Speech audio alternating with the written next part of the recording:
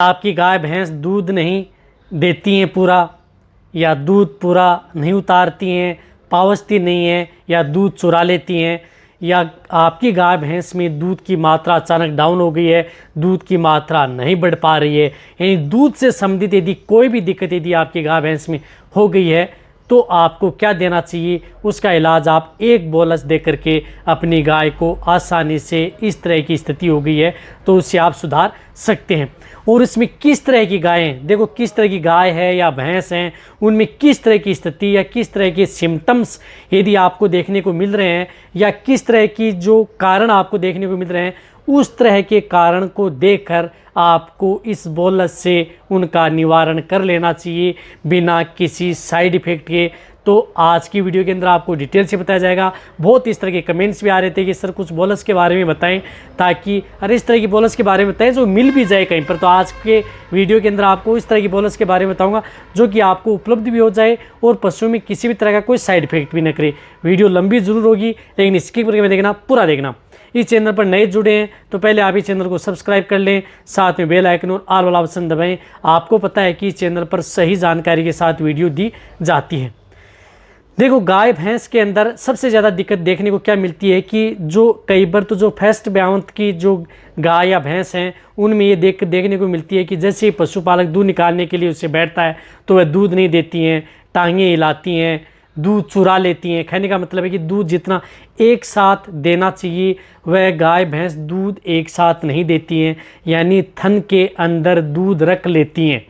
तो वह भी एक बड़ी समस्या है। यदि कोई भी गाय भैंस यदि एक साथ पूरा दूध नहीं दे रही है, थन के अंदर यदि दूध रख लेती है, तो उससे क्या होता है कि पशु में दूध धीरे धीरे कम होना स्टार्ट हो जाता है। तो ये समस्या ज़्यादातर देखने को मिलती है। कई गायें इस तरह की होती हैं कि वह अपने बछड़े के लिए दूध रख लेती हैं ताकि वह अच्छी तरह से ले सके, लेकिन इस तरह की समस्या से समाधान करना है, यदि आपको प्रॉपर नहीं दे रही है तो भी दे सकते हैं। यदि आपकी गाय व भैंस की कोई डिलीवरी हुई है या कुछ इस तरह की दिक्कत हो गई, उसकी वजह से उसका बछड़ा या बछड़ी मर चुकी हैं, तो उस स्थिति में कई बार इस तरह की दिक्कत देखने को मिलती हैं कि चाहे गाय हो या भैंस, यदि उनके जो बछड़े मर जाते हैं, काऊ काफ हो या बफेलो काफ मर जाते हैं, तो उसके बाद में वह दूध नहीं देती हैं, बहुत समय लेती हैं, पावती नहीं है। वह बहुत ही ज़्यादा दिक्कत पशुपालकों को अपने पशुओं में इस तरह की दिक्कतें सबसे ज़्यादातर देखने को मिलती हैं। तो यदि बीच में यदि बछड़ा मर भी जाए या दिक्कत हो जाए तो भी आप उस तरह की बोलस का प्रयोग अपने पशु में करवा सकते हैं। या यदि आपके पशु में अबॉर्शन हो जाता है, जैसे यदि 7 से 8 महीने के बीच में यदि पशु बच्चा गिरा देता है, तो उस स्थिति में यदि आप अपने पशु में दूध की मात्रा बढ़ाना चाहते हैं या दूध लेना चाहते हैं उनसे, तो भी आप उस स्थिति में उस बोलस का प्रयोग कर सकते हैं। बहुत ही अच्छा रिजल्ट पशु में देखने को मिलता है। इन्हीं के साथ साथ क्या होता है कि बहुत इस तरह के जो पशुपालक हैं वह क्या करते हैं कि इंजेक्शन का प्रयोग करते हैं, जो हालांकि इंजेक्शन का प्रयोग नहीं करना चाहिए जो दूध उतारने पाउसने के लिए। वह इंजेक्शन पशुओं में, क्योंकि हार्मोनल इंजेक्शन होता है, उसमें बहुत इस तरह के साइड इफेक्ट देखने को मिलते हैं। प्रेग्नेंट पशुओं के लिए बहुत ज़्यादा नुकसान है, उसमें पलने वाला बच्चा है उनके लिए भी बहुत ज़्यादा नुकसान है। तो उन सभी तरह की को कंट्रोल करने के लिए भी आप उस बोलस का प्रयोग कर सकते हैं, ताकि आपको इंजेक्शन लगाने की ज़रूरत भी नहीं पड़ेगी यदि आप अपने पशुओं को उस तरह की बोलस देंगे। अब देखो वो बोलस आती क्या है और उसमें आता क्या है। देखो वह बोलस आती है, उसके अंदर कैल्शियम भी आता है, फास्फोरस भी आता है, विटामिन D3 भी आती है और लेप्टिडीनिया भी आता है। कुछ इस तरह की आयुर्वेदिक प्रॉपर्टीज़ हैं उसके अंदर मिली हुई आती हैं, जो कि गाय भैंस को पाउसने में, पशुओं का दूध उतारने में सबसे बड़ा रोल उसका होता है।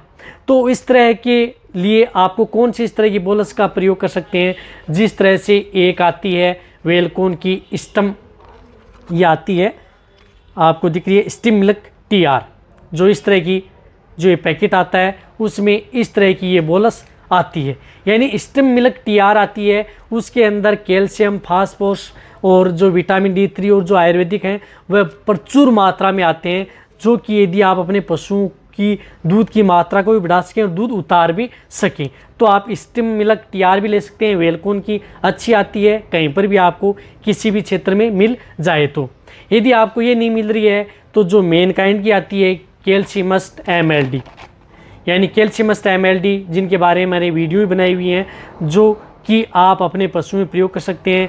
मैनकाइंड का प्रोडक्ट है, आपको कहीं पर भी किसी भी क्षेत्र में मिल जाएगा जो इस तरह की ये बोलस आती है। कहने का मतलब है कि इस तरह की बोलस आती है। इसी के साथ साथ अदर बहुत इस तरह की जो कंपनियां हैं जो इस तरह की बोलस बनाती हैं, जो इस तरह की बोलस आती हैं।